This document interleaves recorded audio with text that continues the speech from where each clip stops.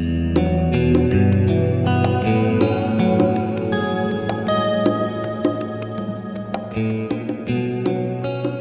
avons une exploitation d'une centaine d'hectares en cerises, raisin de table, côte du Ventoux. Nous travaillons avec 6 permanents toute l'année et pour les récoltes, nous avons une trentaine d'ouvriers agricoles pour chaque récolte. Les plus anciens, il y a une trentaine d'années qui sont là. Leur père était sur l'exploitation, ça leur a plu, elles ont pris la suite du père. Alors quand on a des belles grappes, on sélectionne, on les met ici. Mon père, ça a toujours été un passionné.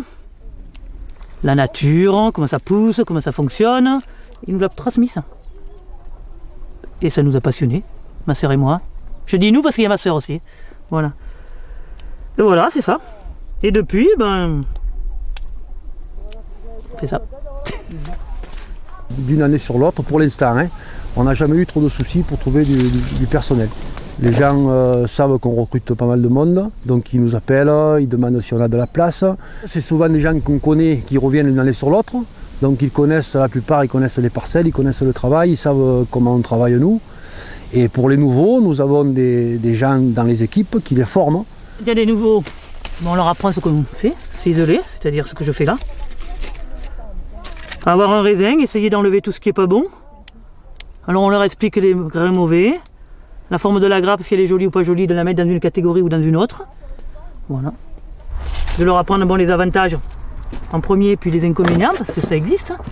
Quand il fait froid, il faut s'habiller. Quand il fait chaud, il faut mener de l'eau, il faut tout ce qui a un rapport avec le boulot, avec la nature et tout. Et essayer des fois de leur donner ce que mon père nous a appris. Pas que le travail, comment ça fonctionne une vigne, comment ça pousse, comment ça... Voilà. Et en principe, ça les intéresse. Voilà mon rôle. On évolue tous ensemble, on évolue, les techniques de production, on regarde ça ensemble. On se réunit régulièrement l'hiver pour discuter de ce qu'on doit faire sur l'exploitation. Les orientations à prendre, etc. Quand il y a des journées techniques, que ce soit à la TAPI ou ailleurs, un centre d'études, on tâche d'y aller ensemble et on regarde ça ensemble, quoi. Voilà. Sinon on fait équipe, quoi, voilà. On fait équipe. C'est un métier quand même agréable.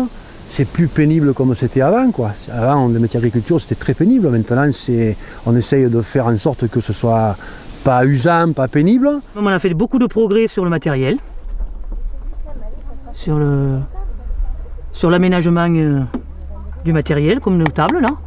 Franchement, c'est pas pénible, il suffit de la pousser, on a tout le matériel autour. On est à hauteur. Le matériel végétal aussi est en hauteur.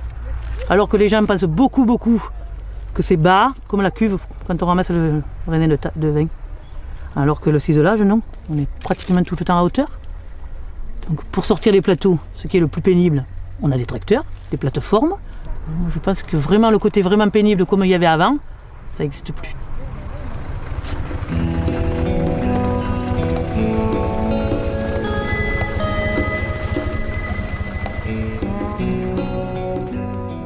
L'ambiance de travail, on essaye que ça se passe le mieux possible.